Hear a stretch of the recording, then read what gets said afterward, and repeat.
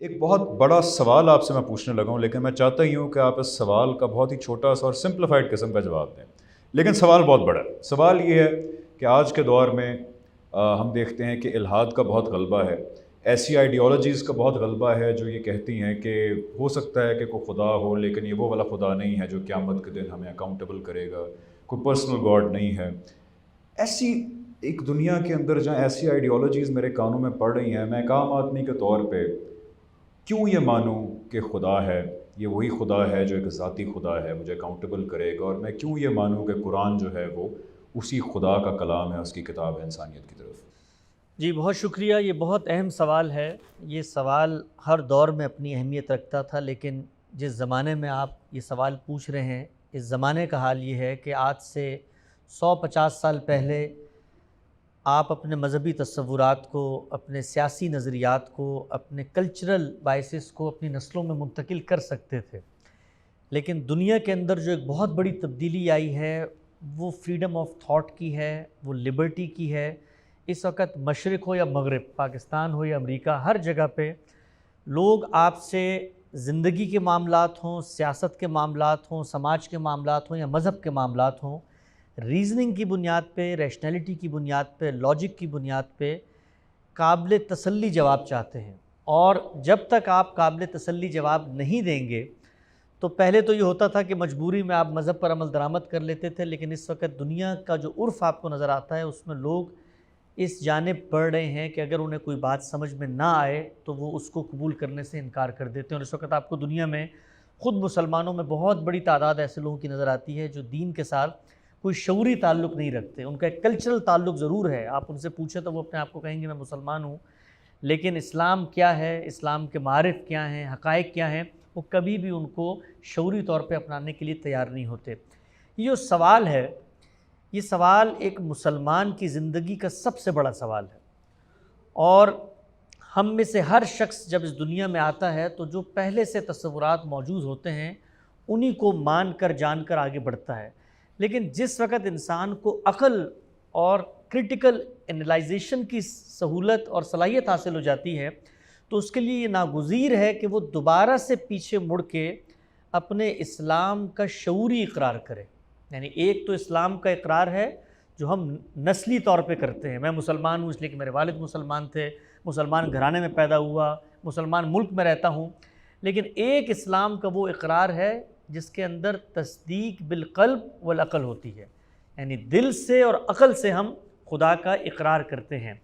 تو یہ وہ سفر ہے جس سے ہر طالب علم کو گزرنا چاہیے۔ اگر وہ اللہ تعالیٰ کے حضور پیش ہونے کی اندیشے کو اپنے دل میں محسوس کرتا ہے تو زندگی کا تھوڑا سا وقت نکال کے اس کو دوبارہ سے سوچنا ہے کہ یہ خدا، یہ آخرت، یہ قیامت، یہ قرآن، یہ کتاب، یہ دین، یہ شریعت، یہ اس کے مطالبات اگر ہیں تو ان کی عقلی فطری بنیادیں کیا ہیں۔ جو سوال آپ نے پوچھا ہے میں اس پر بہت ہی مختصر اشارات میں کچھ جواب دے دیتا ہوں۔ لوگ اس کا تفصیلی مطالعہ کرنا چاہتے ہیں تو ہم نے ان موضوعات پہ بہت اہتمام سے کام کیا ہے، سیریز ہیں، اس کے اوپر ڈیٹیلڈ آرٹیکلز ہیں، لوگ اس کو وہاں جا کے پڑھ سکتے ہیں۔ دیکھیے، سادگی سے اگر میں آپ سے عرض کروں کہ میں اپنے آپ کو اگر انسان کہتا ہوں تو کیوں انسان کہتا ہوں؟ اس لیے انسان کہتا ہوں کہ میرے اندر کچھ صلاحیتیں اور ایٹریبیوٹس ہیں جو اللہ تعالیٰ نے رکھ دی ہیں، جو مجھے جانوروں سے ممتاز کرتی ہیں۔ اس میں سب سے پہلی صلاحیت ہے کہ میں ایک عقلی وجود رکھتا ہوں، میرے اندر ایک ریشنل بینگ ہے، میں معلوم سے نامعلوم کا سفر کرتا ہوں، میں استنباط اور اخذ سے مستقبل کی راہیں تلاش کرتا ہوں۔ یہ فرق ہے جو انسان کو جانوروں سے ممتاز کرتا ہے۔ میرے اندر ایک حصے جمالیات ہے، استھیٹک سینس ہے، میں دنیا کی تزئین کرتا ہوں، آرائش کرتا ہوں، چیزوں کو بیوٹیفائی کرتا ہوں، سنوارتا ہوں۔ اور تیسری چیز، میرے اندر ایک اخلاقی قدر ہے، اخلاقی حص ہے، میں معروف منکر کا شعور رکھتا ہوں اور اسی کا حکم اپنی زندگی میں چیزوں پہ لگاتا ہوں۔ یہ میں انسان ہوں۔ میں انسان جب دنیا میں آتا ہوں تو سب سے پہلا میرا جو مطالعہ ہوتا ہے وہ خود میری ذات اور میری شخصیت کا ہوتا ہے، ہر انسان کا۔ جب میں اپنی ذات کا مطالعہ کرتا ہوں تو مجھ پر یہ بات دو اور دو چار کی طرح واضح ہو جاتی ہے کہ میں مخلوق ہوں، بنایا گیا ہوں، میری کریشن ہوئی ہے، اور میری عقل اس کو ایک وجودی حقیقت کے طور پر مانتی ہے اور یہ سوال کرتی ہے کہ اگر میں مخلوق ہوں، بنایا گیا ہوں، تو جس طریقے سے اس کائنات میں ہر معلول کی ایک علت ہوتی ہے، ہر اثر کا ایک مؤثر ہوتا ہے، تو ہر مخلوق کا بھی ایک خالق ہونا چاہیے ہے۔ یہ عقل ہے جو سوال اٹھاتی ہے، گویا ایک پلازیبل خالق کی تلاش کا سوال ہے جو عقل آپ کے سامنے رکھ دیتی ہے۔ اس دنیا کے اندر یہ سوال اتنا obvious ہے کہ وہ لوگ جو مذہب، الہام، خدا کی روایت اور اس پوری کی پوری دینی شعور کا انکار کرتے ہیں، یہ سوال ان کے سامنے بھی بالکل اسی اسٹریٹجی اور اسی اسٹرینتھ کے ساتھ کھڑا ہوا ہے۔ ان کو بھی اس سوال کا سامنا کرنا پڑتا ہے، اور وہ بھی اس سوال کا جواب دیتے ہیں کہ یہ معاملہ ایسا نہیں ہے کہ کوئی بے ڈھپ سی مخلوق ہے، ایک ایسا انسان کہ جس کے اندر ارادے اختیار کی غیر معمولی صلاحیت، اس کے اندر علم و فن کی بے نظیر قوت، اس کے اندر فیصلے اور تخلیق کی ایک لافانی اور معجزاتی اللہ تعالیٰ کی طرف سے ودیت کردی اختراعی صلاحیت، یہ سب چیزیں انسان کو مجبور کرتی ہیں کہ وہ پیچھے جا کے اس کے خالق کو تلاش کرے۔ چنانچہ اس دنیا میں جن لوگوں نے اس سوال پہ غور کیا ان کو اس کا جواب دینا پڑا۔ ایک جواب ہے جو ہمیں آج کل نظر آتا ہے، اور کہا ہی جاتا ہے کہ جی یہ بات تو بالکل ٹھیک ہے کہ انسان مخلوق ہے، بنایا گیا ہے، لیکن اس کے خالق کے حوالے سے ہم کسی حصی شخصیت، کسی صاحب ارادہ مالک کی طرف نہیں جاتے، بلکہ ہم یہ کہتے ہیں کہ اس انسان کو خود اس کائنات نے بنایا ہے۔ گویا وہ بھی اس سوال کا جواب دے رہے ہیں کہ اس کائنات کا ایک خدا ہے، لیکن وہ خدا کون ہے؟ وہ خدا ایک کائنات، وہ کائنات کو خدا قرار دیتے ہیں۔ اسلام اس کے مقابلے میں کیا کہتا ہے؟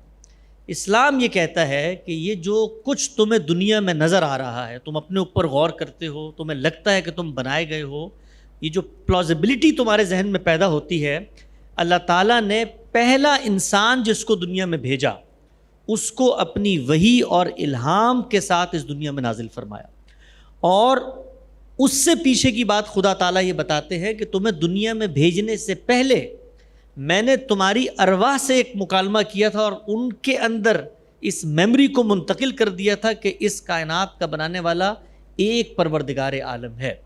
وہ پروردگار عالم کہاں ہے، کہاں موجود ہے؟ اس لیے کہ جب میں معاشرے میں نکلتا ہوں تو مجھے خدا کا نام لینے والے بے تحاشا لوگ نظر آتے ہیں۔ تو اگر آپ غور کریں تو اس وقت دو ہی طبقات ہیں جو خدا کے اس الہام کو آپ تک پہنچا رہے ہیں۔ ایک مسٹک ریلیجنس کے ماننے والے ہیں جو یہ کہتے ہیں کہ اگر تم نے اپنے خالق تک پہنچنا ہے تو اپنے اوپر غور کرو، اپنے اندر اترو، اپنی سیر باطن کرو، اس کے نتیجے میں تمہیں ایک شعور کی کیفیت حاصل ہوگی اور تم اس حقیقی روح، اس پیور ذات بات سے کنیکٹیوٹی کے زمرے میں آ جاؤ گے۔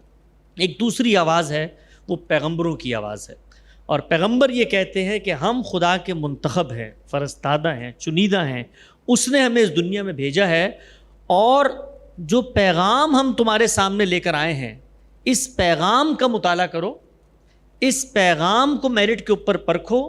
اگر یہ پیغام تمہاری عقل کو مطمئن کرتا ہے تو اس کا مطلب یہ ہے کہ یہ پیغام خالق کائنات کی طرف سے ہے۔ تو ہم مسلمانوں کو وہ پیغام محمد رسول اللہ نے آخری بار قرآن مجید کی صورت میں پہنچا دیا ہے۔ اب قرآن ہے میرے سامنے جس سے میں اس بڑی چیز کا جواب طلب کروں گا کہ مجھے حیات نظر آتی ہے، حیات کے اندر شعور نظر آتا ہے، یہ کیسے پیدا ہو گیا؟ میں دنیا میں آیا ہوں تو مجھ سے پہلے دنیا میں کیا تھا؟ میرے بعد دنیا میں کیا ہوگا؟ اس دنیا کے اندر وہ معاملات جن میں میں فیصلہ کرنے کی صلاحیت نہیں رکھتا، خالق کی منشا کو کیسے جانوں گا؟ تو جتنے بڑے بڑے سوالات ہیں، میں وہ سوالات لے کر جس طرح الہات کے پاس جاتا ہوں، جس طرح مسٹیکل ریلیجنس کے پاس جاتا ہوں، بالکل اسی طرح اس زمین پر دعویٰ کرنے والے پیغمبروں کی کتابوں کے پاس جاتا ہوں۔ دیکھیے اس وقت میرے سامنے تو کوئی پیغمبر نہیں کھڑا ہوا، مجھے تو تاریخ کی ایک روشنی میں کہا جاتا ہے کہ ایک پیغمبر نے خدا کا یہ الہام مجھ تک پہنچا دیا ہے، تو اب جو کچھ ہونا ہے میرے ساتھ وہ اس الہام کے ساتھ ہونا، اس الہام کے مطالعے پر منحصر ہے۔ وہ الہام جب میرے سامنے آتا ہے خدا کی کتاب کی صورت میں، تو میں سب سے پہلے اس چیز پر اطمینان اور اعتماد حاصل کرتا ہوں کہ جس شخصیت کی طرف یہ کلام منسوب ہے، محمد رسول اللہ صلی اللہ علیہ وسلم، اس سے اس کی تاریخی حیثیت اور اسناد بے کم و کاست پوری قطعیت سے ثابت ہے۔ کیونکہ سب سے پہلے تو مجھے اس بات کو عقلی طور پہ جاننا ہے کہ جو کچھ میرے سوالوں کے جواب کے لیے میرے ہاتھ میں آپ سلیبس دے رہے ہیں یہ اس شخصیت ہی نے دیا تھا جس کے بارے میں آپ کلیم کر رہے ہیں.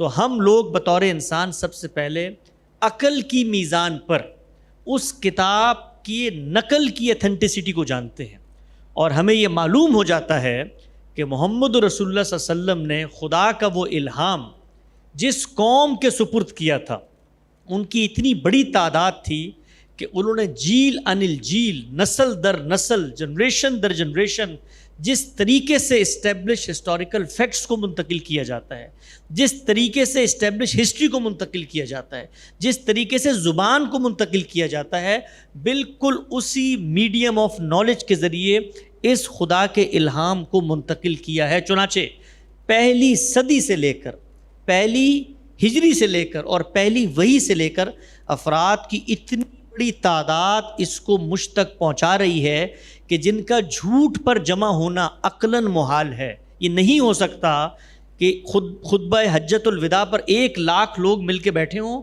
اور انہوں نے یہ کہا ہو کہ آج سے ہم قرآن مجید کے نام پر کوئی اور کتاب آگے لے کے جائیں گے. یہ نہیں ہو سکتا کہ دوسری صدی ہجری میں، تیسری صدی ہجری میں کسی جگہ پر مسلمانوں نے اس کتاب کے حفظ، اس کے لکھنا، اس کو نقل کرنے میں کسی ایک دن تردد کا اظہار کیا ہو. تو اسٹیبلش ہسٹوریکل فیکٹ کی طرح یہ الہام مجھ تک پہنچ چکا ہے. میں آج پوری قطعیت، پورے اذعان، پورے یقین کے ساتھ یہ کہہ سکتا ہوں، جس طریقے سے سیدنا ابوبکر کھڑے ہوئے کہتے تھے کہ ہم نے محمد رسول اللہ صلی اللہ علیہ وسلم کی زبان سے یہ الہام سنا ہے، میں اور آپ بھی آج اسی قطعیت سے یہ کہہ سکتے ہیں کہ یہ وہی کتاب ہے جو محمد رسول اللہ نے ہم تک پہنچائی ہے. اس کے اندر اگر کسی شخص کو شبہ پیدا کرنا ہے تو اس کو تاریخ سے لا کر ہمیں یہ دکھانا ہے کہ یہ دیکھیے جی، جس قرآن کو آپ مانتے ہیں کہ دوسری صدی ہجری کے اندر تو 10,00,000 لوگ کسی اور کتاب کو قرآن کہہ رہے تھے، یہ اس نے ثابت کرنا ہے، ورنہ یہ اسٹیبلش ہسٹوریکل فیکٹ ہے جو ہمارے ہاتھوں میں آ گیا ہے. میرا جب اس بات پر اطمینان ہو جاتا ہے کہ خدا کے ساتھ تعلق کا دعویٰ کرنے والی ایک شخصیت نے یہ کتاب مجھ تک پہنچائی ہے، تو اب میں کتاب کے کنٹینٹ کا جائزہ لیتا ہوں. جس وقت میں اس کتاب کو پڑھتا ہوں تو 3 ایسی حقیقتیں ہیں جو پڑھتے ہی میرے سامنے ایک پورا کا پورا محل اور قصر تعمیر کر لیتی ہے کہ جس کو انگریزوں سے نہیں ڈھایا جا سکتا. اس میں سب سے پہلی چیز یہ ہے کہ جو شخص یہ کتاب مجھے منتقل کر رہا ہے، اس شخص کے بارے میں یہ طے ہے کہ اس نے زندگی میں کبھی کسی چیز، کسی فکر، کسی فلسفے، کسی تحریر، کسی کتاب کو لکھنے کے لیے کوئی جدوجہد، کوئی مشق، کوئی صحیح، کوئی کاوش، کوئی کوشش کبھی نہیں کی. اس شخص کے بارے میں قرآن یہ کہتا ہے کہ اس نے تمہارے اندر ایک عمر گزاری ہے، کبھی تم نے اس کو دیکھا کہ اس نے غور و فکر کیا ہو، یہ بیٹھا ہو کہ آج میں ایک فلسفہ حیات تخلیق کرتا ہوں اور پھر لوگوں میں بیان کرتا ہوں. دنیا کے اندر ہر فلسفہ اور ہر مفکر نشو اور ارتقاء سے گزرتا ہے. نشو اور ارتقاء کا مطلب ہوتا ہے کہ ایسا نہیں ہوتا کہ پہلے دن ایک صاحب علم اٹھے اور پوری کی پوری تصنیف آپ کے سامنے لکھ کر دے دیں. ہر شاعر کو دیکھیں، ہر فلسفی کو دیکھیں، ہر حکیم اور دانشور اور ہر مفکر کو دیکھیں، اس کا ایک سفر ہوگا. وہ پہلے کسی اسکول میں جائے گا، استاد اس کو لکھنا سکھائیں گے، اس کے بعد وہ لکھنا شروع کرے گا تو اس کے فکر کے تضادات اس کے سامنے آتے رہیں گے. زمانہ بدلے گا، حالات بدلیں گے تو اس کی آراء کے اندر تغیر آئے گا. لیکن محمد رسول اللہ صلی اللہ علیہ وسلم تاریخ کی وہ واحد شخصیت ہے انبیاء کے سلسلے میں کہ جن کی فکر میں نشو و ارتقاء تو ایک طرف، اس شخصیت نے کبھی کوئی فکر پیش کرنے کی جدوجہد ہی نہیں کی. اس کو اگر آسان الفاظ میں کہیں تو آپ کہہ رہے ہیں کہ شیکسپیئر پہلے دن سے شیکسپیئر نہیں تھا، الیگزینڈر دا گریٹ پہلے دن سے الیگزینڈر دا گریٹ نہیں تھا. ایک پیچھے ہمیشہ ایک بڑی شخصیت کی ایک تاریخ ہوتی ہے ایوولوشن، کہ وہ سٹیپ 1 سے وہاں تک کیسے پہنچا، اور یہ ایوولوشن قرآن سے ثابت ہے، آپ صلی اللہ علیہ وسلم کی سیرت سے ثابت ہے کہ آپ صلی اللہ علیہ وسلم کی زندگی میں بالکل موجود نہیں ہے. کوئی شائبہ، کوئی اشارہ، کوئی تاریخی واقعہ، یہاں تک کہ خود قرآن مجید نے یہ اعتراض نقل کیا ہے منکرین کا کہ جس وقت محمد رسول اللہ کی زبانی انہوں نے قرآن مجید کو سنا تو وہ یہ جانتے تھے کہ یہ شخصیت ہمارے درمیان رہتی ہے. ان کے اندر بھی یہ کہنے کی ہمت نہیں ہوئی کہ یہ تو ایک مفکر ہے جو خیالات کو پیش کرنے کا سلسلہ مکے کی وادیوں میں 40 سال سے جاری رکھے ہوئے ہے. انہوں نے بھی جو جھوٹ اور بہتان آپ پر باندھا وہ یہ تھا کہ کوئی اجمی غلام ہے باہر سے آئے ہوئے جو آپ کو یہ فکر فلسفہ دے دیتے ہیں، کیونکہ ہم نے تو آپ کی زبان سے کبھی یہ فکر دیکھی نہیں. تو ہر شاعر، ہر حکیم، ہر فلسفی، ہر مفکر ایک دور سے گزرتا ہے، اس کے اندر اس کا علم سامنے آتا ہے، اس کی پریزنٹیشن کے اسالیب بدلتے ہیں، اس کے اندر ایررز ہوتے ہیں، غلطیاں ہوتی ہیں، اس کے اندر زبان کی غلطیاں ہوتی ہیں، فکر کی غلطیاں ہوتی ہیں، حقائق کی غلطیاں ہوتی ہیں.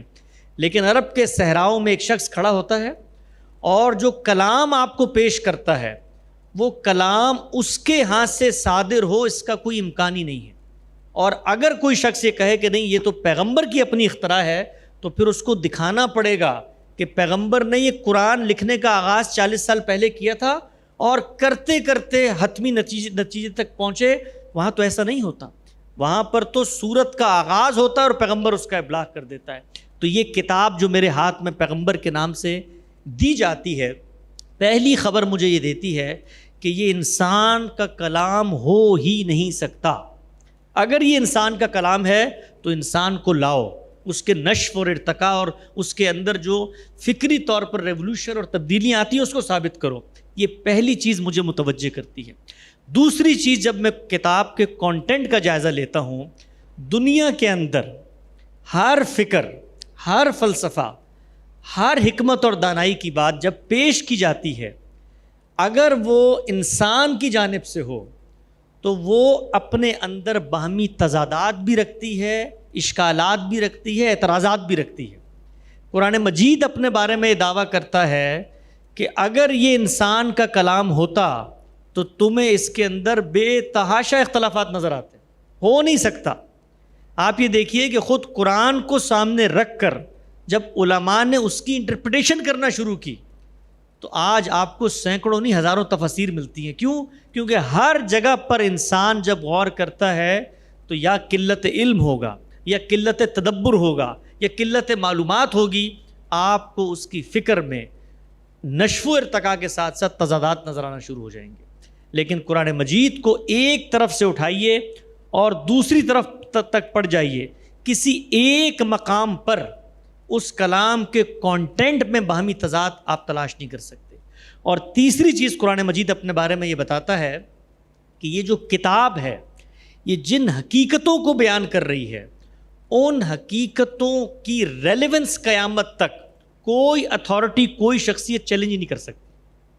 یعنی جو کچھ قرآن مجید نے دعوے کیے ہیں، جو کچھ ماضی کی باتیں بتائی ہیں، جو کچھ تاریخ کی باتیں بتائی ہیں، جو کچھ آفاق کی باتیں بتائی ہیں، جو کچھ انفس کی باتیں بتائی ہیں، کسی ایک چیز کو آج 1400 سال گزر چکے ہیں اس کتاب کو، کوئی شخص اٹھ کر یہ دعویٰ نہیں کر سکتا کہ جن حقائق کو اس نے پیش کیا ہے وہ حقائق علم، عقل، تاریخ، شعور، وجدان کسی میزان پر پوری اترنے سے قاصر ہے. تو یہ 3 چیزیں ہیں. جس وقت آپ ان 3 چیزوں کو اس کتاب میں دیکھتے ہیں تو آپ پر 2 اور 2 4 کی طرح یہ بات واضح ہو جاتی ہے کہ نہ صرف یہ کہ یہ کسی انسان کی تخلیق نہیں ہے بلکہ یہ خالق کا کلام ہے، بلکہ یہ اس خالق کا کلام ہے جس نے پیغمبر کے ذریعے سے اپنی بات مجھ تک پہنچا دی ہے. اب وہ کلام میرے لیے خدا کا عہد نامہ بنتا ہے، اب وہ کلام میرے لیے خدا کی ہدایت کا سررشتہ بنتا ہے. اور وہ کلام اپنے بارے میں یہ کہتا ہے کہ یہ کلام اس لیے نازل ہوا ہے کہ کان الناس امۃ واحدہ، سب لوگ ایک طریقے سے سوچتے تھے لیکن پھر اختلافات ہوئے. فبعث اللہ النبیین مبشرین و منذرین، پھر ہم نے انبیاء کو بھیجا جو انذار کرتے تھے، بشارت کرتے تھے. کیوں کرتے تھے؟ اس لیے کرتے تھے کہ ان کے ساتھ وَأَنزَلَ مَعَهُمُ الْكِتَابَ، ہم نے ایک کتاب نازل کی. کیوں نازل کی؟ لِيَحْكُمَ بَيْنَ النَّاسِ فِي مَا اخْتَلَفُوا فِيهِ، تاکہ وہ ان معاملات میں فیصلہ کر دے جن کے بارے میں تم نہیں جانتے. تو آج کوئی شخص کھڑے ہو کر یہ دعویٰ کرنا چاہتا ہے کہ جی میں کیسے جانوں کہ صحیح بات کیا ہے، کیسے مجھے پتہ چلے گا کہ خدا ہے، تو اس کا عہد نامہ کیا ہے، اس کا میثاق کیا ہے، اس کے مطالبات کیا ہیں، اس کی خواہش اور اس کی منشا کی یافت کیسے ہوگی؟ تو ہم اس کے ہاتھ میں اللہ کا یہ کلام پیش کریں گے. اس کے بعد مجھے بطور عالم، آپ کو بطور مفکر کسی اور کو بطور دانشور کچھ کرنے کی ضرورت نہیں ہے. اس کے بعد یہ کتاب ہے جو اس کو ان حقائق سے متعارف کرائے گی جس کی تصدیق اس کی فطرت بھی کرے گی، جس کی تصدیق اس کی تاریخ بھی کرے گی، اور جس کی تصدیق اس کا مستقبل بھی کرے گا. تو اگر ہمیں خدا کے ساتھ شعوری تعلق مضبوط کرنا ہے اور خدا کو ڈسکور کرنا ہے اور خدا کو جاننا ہے کہ اس کی ہدایت کیا ہے، تو ہمیں ان تینوں مراحل سے گزر کر پہلے کتاب پر ایمان لانا ہے کہ یہ ورڈ آف گاڈ ہے، اور جب ایمان لے آئے تو دین کے بارے میں ہر فیصلہ وہ کتاب کہتی ہے کہ میں میزان ہوں، میں فرقان ہوں، میں مہیمن ہوں، میں حرف آخر ہوں، میں قول فیصل ہوں، میری بارگاہ میں تم آؤ گے اور میں بتاؤں گا کہ اللہ کیا کہتا ہے. تو دین سے متعلق ہر بات کو ہم نے اس کتاب کی بارگاہ میں پیش کرنا ہے. جس وقت ہم یہ پیش کریں گے اور جس وقت ہم اس دین کا مطالعہ کرنا شروع کریں گے تو آپ پر چند ہی دنوں میں یہ بات واضح ہو جائے گی کہ جو تقاضے آپ کو بتائے جا رہے ہیں وہی عین اسلام ہیں اور وہی عین آپ کی فطرت کے مطابق. بالکل جی، تھینک یو سو مچ، بڑا مفصل جواب دیا آپ نے. میں ایک اور پہلو کی طرف چاہوں گا کہ آپ تھوڑی سی بات کریں، اور اگر پانی مل جائے اسٹیج پہ تو بڑا اچھا ہو جائے گا. Thank you. ایک بہت امپورٹنٹ اسپیکٹ ہے قرآن کا جو میں چاہتا ہوں کہ آپ ذرا سمرائز طریقے سے آڈینس تک پہنچائیں، وہ یہ کہ آپ نے بالکل درست فرمایا کہ یہ کچھ چیزیں ہیں جو پتہ چلتی ہیں تو اس سے لگتا ہے کہ واقعی آپ صلی اللہ علیہ وسلم بالکل ٹھیک کہہ رہے تھے، آپ سے خدا نے رابطہ کیا، آپ اللہ کے نبی، اللہ کے رسول ہیں، قرآن اللہ کا کتاب ہے، اس میں بہت سارے اسپیکٹس ہیں. اور یہ بات ٹھیک ہے کہ آپ صلی اللہ علیہ وسلم کی کوئی پولیٹیکل ہسٹری نہیں ہے، لیکن قرآن ایسے پولیٹیکل ڈیسیجنز لے رہا ہے جس کی وجہ سے ٹوٹل کامیابی مل رہی ہے آپ صلی اللہ علیہ وسلم کو. آپ صلی اللہ علیہ وسلم کی کوئی ملٹری ہسٹری نہیں ہے، لیکن قرآن ایسے ملٹری ڈیسیجنز لے رہا ہے کہ وہ اس وقت ٹوٹل سکسیس رزلٹ ہو رہا ہے اس کا. پھر آپ صلی اللہ علیہ وسلم کی لنگوسٹک کوئی بیک گراؤنڈ نہیں ہے، کبھی نہیں تھا کہ آپ صلی اللہ علیہ وسلم لینگویج کے ایکسپرٹ ہیں یا سیکھ رہے ہیں، سکھا رہے ہیں، پوئٹری کا کوئی سلسلہ ہے آپ صلی اللہ علیہ وسلم کے ہاں. لیکن قرآن اتنا بڑا پوئٹک ماسٹر پیس ہے عربک لینگویج کا کہ اس وقت کے شیکسپیئر جو تھے، ابن لبید غالباً نام تھا ان کا، جو اس وقت کے مرزا غالب تھے، اقبال تھے، شیکسپیئر تھے، وہ مسلمان اس لیے ہو گئے کہ یہ ایک عام انسان آ کے اتنا بڑا ماسٹر پیس پوئٹک پیش کر رہا ہے ایٹ ویل، تو یہ انسانی کلام نہیں ہو سکتا. لیکن ایک اور بہت بڑا اسپیکٹ ہے یہ ماننے کا کہ محمد رسول اللہ صلی اللہ علیہ وسلم واقعی ٹھیک کہہ رہے تھے کہ اللہ تعالیٰ نے ان سے رابطہ کیا، اور وہ ہے آپ صلی اللہ علیہ وسلم کی ایک رسول کی حیثیت سے جو آپ کے کلیم تھے اور وہ کلیم جیسے فلفل ہوئے. اس بارے میں ذرا بتائیے گا کہ ایک رسول کیا ہوتا ہے، رسول کے کلیمز اور کلیمز کی فلفلمنٹ کیسے آپ صلی اللہ علیہ وسلم کی صداقت کا سب سے بڑا بنتے ہیں، اور کیسے وہ خدا اور آخرت کے ہونے کا سب سے بڑا ثبوت بن جاتے ہیں. بہت اچھا سوال ہے.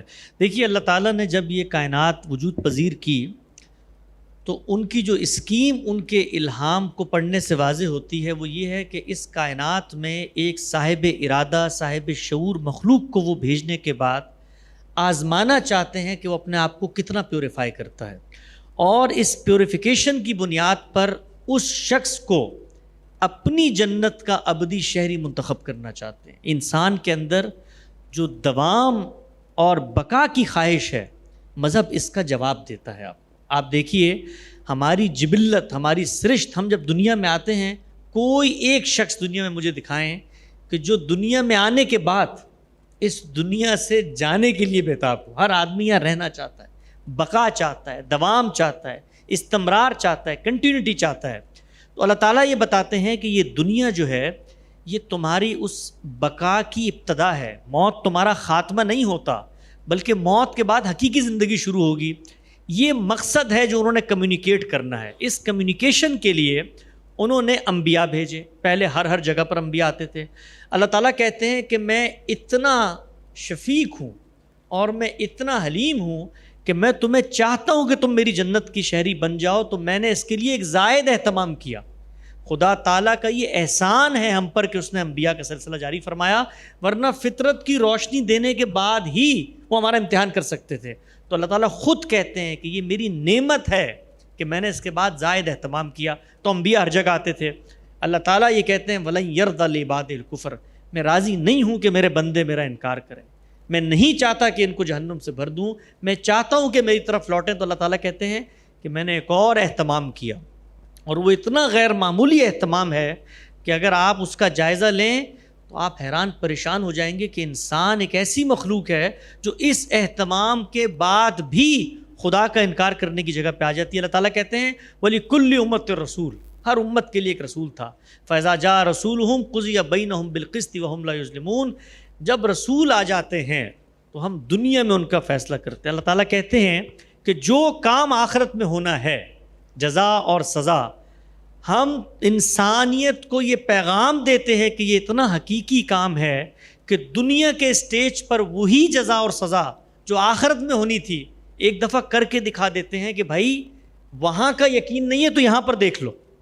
تو اللہ تعالیٰ یہ کہتے ہیں کہ اس کے لیے ہم رسولوں کا انتخاب کرتے ہیں، رسولوں کو بھیجتے ہیں، اور رسولوں کو بھیجتے ہیں تو رسول میری اس بات کی حجت کو اس کنکلوسیو آرگومنٹ کے ساتھ پیش کرتے ہیں کہ کوئی شخص اس کا انکار نہیں کر سکتا۔ اس کو قرآن مجید نے بیان کیا لِأَلَّا يَكُونَ لِلنَّاسِ عَلَى اللَّهِ حُجَّةً بَعْدَ الرُّسُلِ، کہ جب اللہ کے پیغمبر آ جاتے ہیں تو لوگوں پر حجت تمام کر دیتے ہیں۔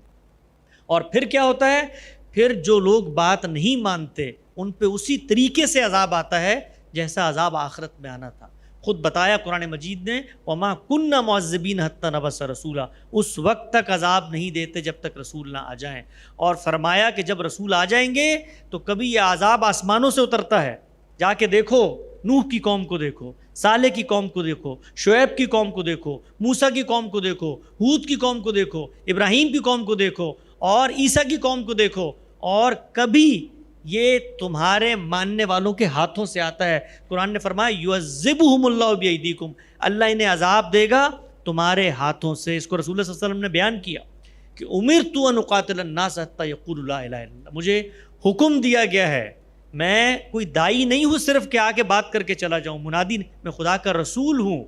اور اللہ تعالیٰ نے بتایا ہے کہ اما نرینک بعد الذی نعدہم او نتوفی، رسول کی یا تو ہم زندگی میں آنکھوں کے سامنے عذاب لے آئیں گے یا اس کو رخصت کریں گے اور یہ عذاب لے کر آ جائیں گے۔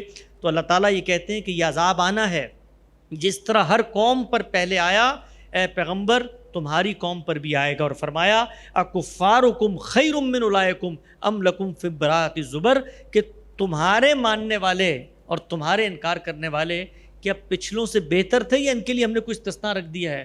رسول اللہ صلی اللہ علیہ وسلم نے فرمایا کہ مجھے دنیا میں بھیجا گیا ہے اور جعل اللہ رزق تحت ظل رمحی، میرا رزق ان تلواروں کے سائے میں ہے، وجعل الصغار علی من خالف امری، ہر اس شخص کے لیے ذلت اور محرومی ہے اور نامرادی اور ناکامی ہے جو میرا انکار کرے۔ من تشبہ بقوم فہو منہم وحشر معہم، جو میری مخالفت کرے گا وہ اللہ کا مجرم ہے اور اس کا وہی انجام ہوگا۔ چنانچہ وہی انجام ہوا، اور قرآن مجید نے کہا فَاقْتُلُوا الْمُشْرِكِينَ حَيْثُ وَجَدتُّمُوهُمْ خُذُوهُ وَاحْصُرُوهُ وَخُذُوا لَهُمْ كُلَّ مَرْصَدٍ۔ پیغمبر کے نہ ماننے والے زمین سے نیست و نابود ہو جاتے ہیں۔ صحابہ اکرام کہتے ہیں آپ بدر کی رودات پڑھیں، آپ اس کے بعد خود صحابہ کی جماعت نے جہاد کیا، اس کی کارگزاری سنیں تو آپ کو بتایا جائے گا کہ پیغمبر کو خدا کہہ رہا ہے وما رمیت اذ رمیت وما کن اللہ رما وما قتلوہ وما کن اللہ قتلا، تم نے نہیں مارے بندے پیغمبر، میں نے مارے ہیں، تم نے نہیں پھینکی پیغمبر مٹی، میں نے پھینکی ہے۔ تو زمین خدا کی دینونت صغریٰ ایک منی قیامت کا اسٹیج بن جاتی ہے، اور اللہ تعالیٰ اس کے ذریعے سے رسول کے ساتھیوں کو پھر غلبہ دیتے ہیں۔ قرآن مجید نے اس کو بیان کیا کہ لَإِسْتَخْلِفَنَّهُمْ فِي الْأَرْضِ، یہ کرو گے تو ہم تمہیں زمین پر غلبہ دیں گے، اور وہ قوم جو تمہاری ساتھی ہے وہ قیامت تک یہ جو دینونت، یہ جو قیامت، یہ جو جزا و سزا برپا ہوئی ہے، اس کی شہادت اور گواہی قیامت تک دے گی۔ اور یہ جس جگہ پر ہوئی ہے وہ توحید کا عالمی مرکز بن چکا ہے۔ لا یجتمع دینان فی جزیرۃ العرب، اس جگہ پر کوئی دو دین جمع نہیں ہو سکتے۔ اور فرمایا قاتلوہم حتی لا تکون فتنہ، ان کا خاتمہ ہوگا اس جگہ سے، یہ خدا کی توحید کے مراکز ہیں۔ وَيَكُونُ الدِّينُ كُلُّهُ لِلَّهِ، اور دوسری جگہ فرمایا لِيُظْهِرَ الدِّينَ عَلَى الدِّينِ كُلِّهِ، کہ اس جگہ پر خدا کا دین قیامت تک کے لیے کھڑا ہو جائے گا۔ تو یہ جو مکہ کی سرزمین ہے، یہ جو جزیرہ نما عرب ہے آپ کو نظر آتا ہے، یہ خدا کی اس قیامت کے ظہور کی علامت ہے، اور یہ پیغمبر کی صداقت کی سب سے بڑی دلیل ہے کہ جس نے عرب کے صحراؤں میں کھڑے ہو کر مکے میں کہا اذا جاء نصر اللہ والفتح، مکے میں بھی ہجرت بھی نہیں ہوئی، کہ میں دیکھ رہا ہوں کہ یہ لوگ جوک در جوک اس دین میں شامل ہوں گے۔ یہ اس کی پیشن گوئیاں تھیں، یہ اس کے دعوے تھے جو زمین پر ہو بہو پورے ہوئے۔ تو رسول جو ہے وہ آخرت کی سب سے بڑی نشانی ہوتا ہے، وہ خدا کے جزا و سزا کی اس اسکیم اور منصوبے کی سب سے بڑی علامت ہوتا ہے۔ اور قیامت تک کے لیے ہم سب کے لیے ایک اتمام حجت کر کے چلا جاتا ہے کہ اگر ہم نے خدا کو نہیں مانا تو جو کچھ اس کی قوم کے ساتھ ہوا قیامت میں ہمارے ساتھ ہو جائے گا۔ یہ بہت امپورٹنٹ پوائنٹ ہے، اور میں چاہتا ہوں کہ ہم اب جلد از جلد آپ لوگوں کی طرف آئیں، سوال جواب کی طرف۔ لیکن خدا کا رسول کیا ہوتا ہے میرے لیے ذاتی طور پہ بہت بڑا پوائنٹ تھا اس بات کو سیریسلی کنسیڈر کرنے کا کہ یہ آپ صلی اللہ علیہ وسلم تو واقعی ٹھیک کہہ رہے تھے، یہ لگتا ہے کہ واقعی قرآن اللہ تعالیٰ کا کلام ہے۔ بیکاز تھوڑی دیر کے لیے تصور کریں کہ ایک شخص عرب کے صحراؤں میں آتا ہے، اور عرب وہ سرزمین تھی جہاں پہ کوئی اوپر بھی نہیں آتا تھا، رومنز اور پرشینز بھی آپس میں لڑ رہے تھے، نیچے کوئی نہیں آتا تھا، یہ جھونپڑیاں تھیں عرب کی سرزمین، بنجر سرزمین۔ ایسی سرزمین میں ایک تنہا شخص آتا ہے، کوئی ملٹری بیک گراؤنڈ نہیں، کوئی پولیٹیکل بیک گراؤنڈ نہیں، کسی قسم کی ایولیوشن نہیں، چنگیز خان، الیگزینڈر دا گریٹ، پیچھے ایک ملٹری ہسٹری ہوتی ہے ان کی، کچھ بھی نہیں۔ ایک تنہا آدمی آ کے کہتا ہے کہ یار یہ جو آپ کو سٹوریز پتہ ہیں نوح کی، عاد، ثمود کی، یہ اللہ کے رسول تھے، اللہ نے ان کے تھرو عدالت لگائی تھی، اور میں اللہ کا آخری رسول بن کے آ گیا ہوں، میرے تھرو بھی اللہ تعالیٰ عدالت لگائیں گے، حق اور سچ کو میرے مخاطبین کے لیے بیونڈ آل ڈاؤٹ واضح کریں گے۔ یہ سب قرآن میں موجود ہے۔ اس کے بعد جو مانے گا، سورہ نور آیت 50 یا 55 ہے، اس کا آتا ہے کہ اس کو دنیا کا اقتدار دے دیا جائے گا رسول کے امیجیٹ مخاطبین کے لیے۔ ریممبر، رسول کی ہدایت عالمی ہوتی ہے، عدالت امیجیٹ مخاطبین کے لیے ہوتی ہے۔ اور پھر یہ کہا کہ جو نہیں مانے گا اس کو رسول کے ساتھیوں کے تھرو سزا دی جائے گی۔ رسول کے مخاطبین بھی کون بن گئے؟ عرب کی سرزمین، اور آپ سے اس نے خطوط بھیجے تو پرشین امپائر بھی بن گئی، بیزنٹائن امپائر بھی آپ کے مخاطبین بن گئے، ایجپشن امپائر بھی آپ کی مخاطب بن گئی، رومنز بھی بن گئے آپ کے مخاطبین۔ تو اب دیکھیں کہ اللہ کی عدالت کے مخاطبین کون ہیں؟ امپائرز بڑی بڑی، عرب کی سرزمین، اور کھڑا ہو کے کلیم کون کر رہا ہے؟ ایک عرب بیڈوئن جس کے پاس کچھ بھی نہیں ہے۔ اور پھر 23 سال کے اندر تاریخ نے دیکھا یہ، اور دیکھیں حضرت نوح، عاد، ثمود، ایون حضرت عیسیٰ، موسیٰ تو تاریخ سے پہلے کے دور کے تھے، کوئی ریکارڈڈ ہسٹری نہیں ہے ان کے بارے میں۔ حضور صلی اللہ علیہ وسلم ہماری اس وقت آئے جب ہسٹری زندہ تھی، یعنی کہ مسلمان کوئی نہ بھی ہو تو وہ ان واقعات کا انکار نہیں کر سکتا جو حضور صلی اللہ علیہ وسلم کے ساتھ پیش ہے اور آپ کے ساتھیوں کے ساتھ پیش ہے۔ تاریخ نے پھر دیکھا کہ 23 سال کے اندر یہ پورا claim about Rasul of God word to word, حرف با حرف اس طرح فلفل ہوا جس طرح آپ صلی اللہ علیہ وسلم نے پہلے دن کلیم کیا تھا خدا کے بہاف پہ۔ اس کلیم میں کوئی تبدیلی نہیں آئی، اس کلیم میں کوئی کریکشنز نہیں ہوئی، اور 23 سال میں فلفل ہوا عرب کی سطح پہ اور پوری دنیا کی سطح پہ۔ یعنی کہ ایک گروہ جس کے پاس کوئی ایکسپرٹیز نہیں تھی، روم فتح، پرجیا فتح، مصر فتح، تو یہ خدا کی عدالت تھی جس کا ظہور ہو رہا تھا، یہ ان کی ایکسپرٹیز پہ ڈیپینڈنٹ نہیں تھا۔ آخری بات کرتا ہوں پھر آگے چلوں گا۔ ایک ہسٹورین ہے بارنبی، انہوں نے ایک بہت اچھا مکالمہ لکھا ہے، وہ میں نے اپنی چھوٹی سی کتاب میں بھی شیئر کیا، جہاں پہ انہوں نے کہا ہے کہ ہسٹری کی باقی فتوحات نہ کچھ سینس بناتی ہیں ریشنل۔ سکندر اعظم چلا، ایک ملٹری ہسٹری تھی، دنیا فتح ہو گئی، چنگیز خان ملٹری بیک گراؤنڈ ہے، دنیا فتح ہو گئی، کچھ نہ کچھ سینس بنتی ہے۔ اس نے کہا واحد وہ فتوحات جن کی انسانی ریشنل تھنکنگ میں کوئی سینس نہیں بنتی وہ یہ عربس کی فتوحات ہیں جو آپ صلی اللہ علیہ وسلم کے واقعے کے اندر ہوئی ہیں۔ کوئی ملٹری بیک گراؤنڈ نہیں، ہتھیار تک صحیح نہیں ہے، گھوڑے اور تلواریں ہیں، کوئی ایکسپرٹیز بھی نہیں ہے، اور سامنے کون ہے؟ رومنز، پرشینز، جو صدیوں سے حکمرانی کر رہے ہیں، پنکل ہے ٹیکنالوجی کا ان کے پاس۔ تو اس نے کہا یہ آج کے دور میں ایسے ہی ہے کہ جیسے انٹارکٹیکا کے ایسکیموز ایک کلیم کریں اور روس فتح کر لیں، چائنا فتح کر لیں اور امریکہ فتح کر لیں اور کہیں دیکھیں ہمارا کلیم پورا ہو گیا، اب آپ ہماری صداقت کے بارے میں کچھ سوچیں۔ تو یہ اتنا بڑا واقعہ تھا۔ حسن بھائی، last but not the least, میں چاہوں گا سوال جواب پہ بڑھنے سے پہلے قرآن کے بارے میں ایک بہت بڑی مسکنسیپشن ہے، اس کو آپ حل کر دیں۔ قرآن کے بارے میں ہماری مسلمان امت میں بہت بڑی مسکنسیپشن ہے کہ آپ صلی اللہ علیہ وسلم دنیا سے رخصت ہوئے تھے تو یہ کچھ ہڈیوں پہ لکھا ہوا تھا، کچھ آیتیں کسی چمڑے پہ لکھی ہوئی تھیں، حضرت ابو بکر کا دور بھی گزر گیا، حضرت عمر کا دور بھی گزر گیا، اور فائنلی حضرت عثمان کے دور کے اندر پھر آیتیں اکٹھی کی گئیں اور قرآن کو اس صورت میں کمپائل کیا گیا جس صورت میں ہمارے پاس ہی آج موجود ہے۔ اس کلیم کے بارے میں بتائیے گا لیکن 5 منٹ کے اندر۔ جی دیکھیے، اس پر بہت تفصیل سے ہم نے ایک سیریز کی ہے قرآن مجید کی تاریخ کے حوالے سے، قرآن مجید کی قرأت کے حوالے سے، قرأت کے اختلاف کے عنوان سے 23 اعتراضات سیریز ہیں۔ 25-30 اس میں قسطیں ہیں، اس میں عہد بعہد ہسٹوریکل ایویڈنسز کے ساتھ ہم نے بات کو واضح کیا ہے۔ میں اس کا خلاصہ اور نتیجہ فکر 2 منٹ میں بتا دیتا ہوں۔ یہ بات بالکل بے بنیاد ہے کہ رسالت مآب صلی اللہ علیہ وسلم کے زمانے میں لوگوں کے پاس لکھنے کی کوئی صلاحیت نہیں تھی، کوئی کاغذ نہیں تھا، لوگ لکھنا جانتے نہیں تھے، پیغمبر نے اس کا اہتمام نہیں کیا، وہ دنیا سے رخصت ہو گئے۔ تو اس کے بعد صحابہ کرام نے لوگوں کو جمع کیا، اور جمع کرنے کے بعد بہت بعد میں جا کے قرآن مجید مرتب کیا گیا۔ یہ تاریخ کے بھی بالکل برخلاف ہے، اور عقل کے جو مسلمات ہیں ان کے بھی برخلاف ہے۔ اللہ کے پیغمبر جب دنیا میں تشریف لائے تو لانے کے بعد جو سب سے بڑی ذمہ داری ان کو دی گئی تھی، وہ ذمہ داری ہی یہ تھی کہ انہوں نے خدا کے اس کلام کو پہنچانا ہے، کلام کو انسانوں تک پہنچانا تھا۔ اگر اللہ کے پیغمبر کو انسانوں کی اتنی بڑی جماعت میسر نہ آتی تو جو کچھ اس سے پہلے ہوا تھا، سیدنا مسیح بھی اللہ کے پیغمبر ہیں، وہ بھی خدا کا الہام لے کر آئے، لیکن اس الہام کی حفاظت کرنے والے، اس کو پرسیو کرنے والے، اس کو لکھنے والے اتنے افراد ہی نہیں تھے کہ جن کے ہاں یہ کہا جا سکے کہ کوئی منظم سطح پہ کوشش کی گئی ہے۔ دنیا میں کسی بھی فیکٹ کو ٹرانسفارم کرنے کے 2 ہی طریقے ہیں آج تک۔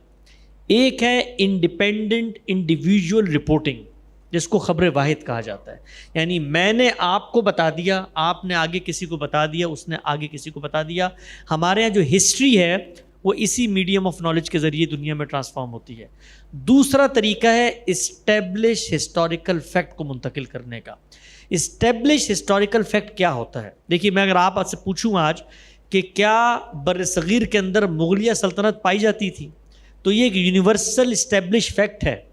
اس کے لیے مجھے کسی بندے کے پاس نہیں جانا، کسی شخص کے پاس نہیں جانا، یہ پیغام نسلوں نے اپنے مشاہدے کے ذریعے، ایکسپیرینس کے ذریعے اگلی نسلوں تک منتقل کر دیا۔ ہمارے ہاں پوری دنیا میں یہ جو زبان ہے یہ بھی بالکل اسی طرح نقل ہوتی ہے۔ میں آج اس کو بوتل کہتا ہوں، اس کو آسمان کہتا ہوں، اس کو کرسی کہتا ہوں، یہ میں نے نہیں شروع کیا کہنا، یہ نسلوں نے شروع کیا، اور نسلوں نے آگے نسلوں تک پہنچایا۔ تو زبان بھی اسی علم کے قطعی ذریعے کے تحت منتقل ہوتی ہے۔ تو اللہ کے پیغمبر نے جب وہ دنیا میں تشریف لائے، لوگ آپ پر ایمان لائے، انہیں قرآن پڑھ کے سنایا۔ ہر آدمی قرآن لکھ رہا تھا اس زمانے میں، ہر آدمی کے پاس اپنے نسخے تھے، ہر آدمی کی زندگی کی سب سے بڑی خواہش اور آرزو اور تمنا یہ تھی کہ خدا کا یہ کلام، آپ تصور کریں اگر ہم لوگ اس زمانے میں ہوں تو ہم لوگوں کی واحد آرزو کیا ہوگی کہ جو خدا کا پیغام روئے زمین پر پہنچ رہا ہے اس کو میں اپنے پاس محفوظ کروں۔ چنانچہ ایسا ہی ہوا۔ بے شمار صحابہ کے پاس اپنے اپنے مرتب نسخے تھے، ان کا ذکر ہمیں ملتا ہے تاریخ میں، اور نہ بھی ملے ذکر تب بھی مجھے اتنی بڑی تعداد نے ایک کتاب کو پہنچا دیا ہے کہ جس کو جھوٹا ثابت کرنے کے لیے آپ کو دلیل دینی ہے، مجھے کوئی دلیل نہیں دینی۔ آپ کو دلیل دینی ہے کہ مغلیہ سلطنت کوئی سلطنت نہیں تھی، آپ کو دلیل دینی ہے کہ قائد اعظم پاکستان کے پہلے بانی تھے، آپ کو دلیل دینی ہے کہ مثال کے طور پہ علامہ اقبال نے کوئی کتاب لکھی ہے، میں دنیا غلط سمجھ رہی، میرے پاس آپ کو دلیل دینی ہے۔ تو یہ اسٹیبلش فیکٹ ہے۔ جو چیز کی سیدنا عثمان کے زمانے میں جس کو غلط سمجھا جاتا ہے، وہ یہ ہرگز نہیں تھا کہ آپ نے قرآن مجید پہلی دفعہ مرتب کیا۔ وہ یہ خود بتاتے ہیں، اگر آپ ان مجالس کی داستانیں پڑھیں کہ جس وقت سیدنا عثمان نے یہ فیصلہ کیا تو ہر صحابی کے پاس اپنے اپنے نسخے موجود تھے، پورے قرآن کے نسخے موجود تھے۔ جو اہتمام آپ نے کیا، میں صرف ایک مثال سے سمجھا کے بات ختم کرتا ہوں، یہ بالکل اسی نوعیت کا اہتمام تھا جو آج بھی حکومتیں کرتی ہیں۔ ہم سب یہ مانتے ہیں نا 1300 سال میں قرآن مجید پوری قطعیت سے منتقل ہوئے امت تک، لیکن ذوالفقار علی بھٹو صاحب نے پاکستان میں قرآن کی حفاظت کا ایک قانون بنایا، اور قرآن کو چھاپنے کے لیے ایک پورا کا پورا پروسیجر بنایا جس کے بعد قرآن مجید چھپیں گے۔ تو کیا کوئی شخص اٹھ کر یہ دعویٰ کرے گا کہ بھٹو صاحب کے اس پروسیجر سے پہلے تو قرآن مجید دنیا میں پایا نہیں جاتا تھا، یہ تو حکومت نے اہتمام کیا، اس کے بعد پاکستانی قوم کو پتہ چلا قرآن مجید کیا ہے؟ کوئی شخص دعویٰ نہیں کرے گا۔ یہ زائد اہتمام ہوتا ہے ریاست کی طرف سے، کاتبین تھے، لکھتے تھے، کوئی زبر زیر پیش کی غلطی نہ ہو، اس کے لیے ریاست نے اہتمام کیا۔ تو خود اگر آپ اس ہسٹوریکل لٹریچر کو پڑھیں جس کو ہم نے کھول کے اس سیریز میں بیان کیا ہے، رسالت مآب صلی اللہ علیہ وسلم جب قرآن نازل ہو رہا تھا تو لوگوں کو یہ سہولت دی گئی کہ اگر کوئی لفظ مشکل لگتا ہے آپ کو تو اس کا کوئی مترادف، اس کا کوئی ہم معنی آپ کی زبان پر آ رہا ہے تو اس وقت آپ اس کو پڑھ سکتے ہیں، کوئی اس میں مشکل نہیں ہے، یہاں تک کہ معنی میں فرق واقع نہ ہو۔ اس کو خود رسول اللہ صلی اللہ علیہ وسلم نے بتایا کہ عذاب کی آیت کو عنایت کی آیت مت بنا دو، غلطی ہو گئی ہے اس وقت اس کو لو اور محفوظ کرو۔ اس کے بعد اللہ تعالیٰ کے فرشتے جبرائیل علیہ السلام کے ذریعے اس کتاب کو پورا کا پورا دوبارہ ریکمپائل کیا گیا اور اس کی فائنل قرات کی گئی۔ اس کو خود سورہ قیامہ میں قرآن مجید نے بیان کیا کہ فَإِذَا قَرَأْنَاهُ فَاتَّبِعُوا الْقُرْآنَ، جب اس کی یہ دوسری قرات کی جائے گی تو تم نے اس کی پیروی کرنی ہے۔ تو وہ سہولت اور رخصت جو رسالت پاک صلی اللہ علیہ وسلم نے نزول کے دوران دی ہوئی تھی وہ لوگوں نے سنی اور سن کے اپنے علاقوں میں چلے گئے۔ تو سیدنا عثمان کو جو شکایتیں پہنچیں وہ یہ کہ جب ان لوگوں کو یہ بتایا جاتا تھا کہ بھائی یہ اللہ کے پیغمبر نے جو ٹیکسٹ ہے اس کی ریڈنگ کو بھی فائنل منتقل کر دیا ہے، تو ان کی جانب سے یہ عذر سامنے آیا کہ ہمیں تو خود اللہ کے پیغمبر نے اجازت دی تھی۔ تو ان کو یہ بتایا گیا کہ جتنے نسخے ہیں جن میں اس وقت کے ٹیمپریری دور کی اجازتیں تھیں ان کا اب خاتمہ ہوگا۔ تو ان نسخوں کا خاتمہ کر کے سرکاری سطح پر قرآن مجید کے مرتب نسخے وہاں پہنچا دیے گئے۔ وہ پہلے سے بھی وہاں پر لوگوں کے پاس موجود تھے، وہ یہاں پر بھی موجود تھے۔ اچھا یہاں پر موجود نہ ہوتے تو وہاں کیسے بھجوائے جاتے؟ یہ سب چیزیں ہوئیں۔ تو اس کو لوگ غلط انٹرپریٹ کرتے ہیں کہ گویا قرآن مجید تو ہڈیوں پر اور چمڑوں پر اور چھالوں پر اور یہاں اور وہاں لکھا ہوا تھا، وہ پہلی دفعہ پیغمبر کے رخصت ہوئے۔ یہ پیغمبر کی رسالت کی سب سے بڑی ذمہ داری ہے کہ وہ قرآن کو مرتب کر کے قوم کے سامنے منتقل کر کے جائیں۔ اور اللہ تعالیٰ کہتے ہیں کہ خدا کا یہ پیغام تم نے نہیں پہنچایا فما بلغت رسالت کا حق ادا نہیں کیا۔ تو اللہ کے پیغمبر نے لاکھوں لوگوں کو وہ کتاب پہنچائی، یہاں تک کہ رخصت ہونے سے پہلے جبرائیل علیہ السلام نے اس کتاب کو پڑھ کے سنایا اور صحابہ اکرام بھی اس میں شریک ہوئے، اور یہاں تک کہ یہی کام 2 دفعہ ہوا۔ اور پھر اس نسل نے اگلی نسل کو ایک اسٹیبلش ہسٹوریکل فیکٹ کی طرح اس کا متن اور اس کی ریڈنگ دونوں آگے منتقل کی، اور جو ریڈنگ منتقل کی جا رہی تھی کچھ ہی سالوں کے بعد اس ریڈنگ کو بھی قرآن مجید کے اوپر ثبت کر دیا گیا۔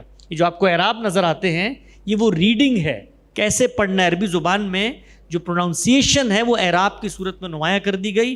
گویا اب قیامت تک کے لیے قرآن کا ٹیکسٹ اور ریڈنگ پوری قطعیت کے ساتھ انسانیت کے سپرد کر دی گئی۔ بالکل جی، تھینک یو سو مچ۔ یہ میرے لیے بھی بڑی ریولیشن تھی کہ آپ صلی اللہ علیہ وسلم نے اپنی دنیا سے رخصت ہونے سے پہلے آخری 2 سال حضرت جبرائیل کی ان کی سپرویژن کے اندر عرضہ اخیرہ کی قرات کہتے ہیں اس کو، قرآن جس صورت میں آج ہمارے پاس ہے اسی آرڈر کے اندر پڑھوایا، لکھوایا۔ زید بن ثابت نے تو اس کو لکھا بھی، اور یہ پورا قرآن اس طرح دے کہ آپ صلی اللہ علیہ وسلم دنیا سے رخصت ہوئے۔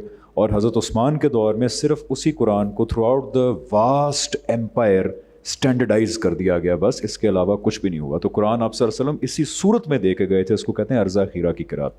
تھینک یو سو مچ حسن بھائی۔